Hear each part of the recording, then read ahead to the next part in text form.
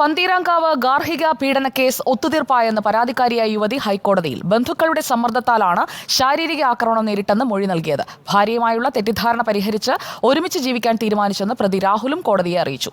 FIR റദ്ദാക്കണമെന്ന് ആവശ്യപ്പെട്ടുള്ള രാഹുലിന്റെ ഹർജിയിൽ കോടതി പോലീസിന് നോട്ടീസ് അയച്ചു. യുവതിയുമായുള്ള പരാതി ഒത്തുതീർപ്പായി എന്നാണ് രാഹുൽ പി ഗോപാലിന്റെ ഹർജിയിൽ പറയുന്നത്. ഭാര്യയുമായി ഉണ്ടായിരുന്നത് തെറ്റിദ്ധാരണയാണ്, അത് പരിഹരിച്ചു. ഭാര്യയുമായി ഒരു കൂരയ്ക്ക് കീഴിൽ ഒരുമിച്ച് ജീവിക്കാൻ തീരുമാനിച്ചു. യുവതിയെ ശാരീരികമായി ആക്രമിച്ചിട്ടില്ല. താൻ കേസിൽ നിരപരാധിയാണ്. വിവാഹം കഴിഞ്ഞിട്ട് 1 മാസമായി. പോലീസ് ഇടപെടൽ മൂലം ഒരുമിച്ച് ജീവിക്കാനായില്ല.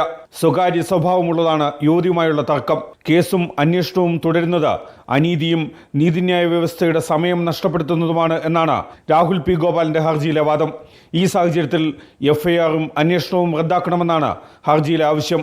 രാഹുലുമായുള്ള തർക്കം പരിഹരിച്ചെന്നാണ് ഹർജിക്കൊപ്പം നൽകിയ യുവതിയുടെ സത്യവാങ്മൂലം. ഭർത്താവുമായി ഒരുമിച്ച് ജീവിക്കാൻ തീരുമാനിച്ചു. ഈ സാഹചര്യത്തിൽ പരാതിയുമായി മുന്നോട്ട് പോകുന്നില്ല.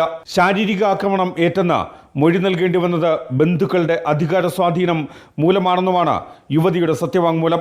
രാഹുൽ പി ഗോപാലിന്റെ ഹർജിയിൽ പന്തീരാങ്കാവ് പോലീസിനോട് ഹൈക്കോടതി വിശദീകരണം തേടി. ജസ്റ്റിസ് എ ബദറുദ്ദീൻ അധ്യക്ഷനായ സിംഗിൾ ബെഞ്ചിന്റേതാണ് നടപടി.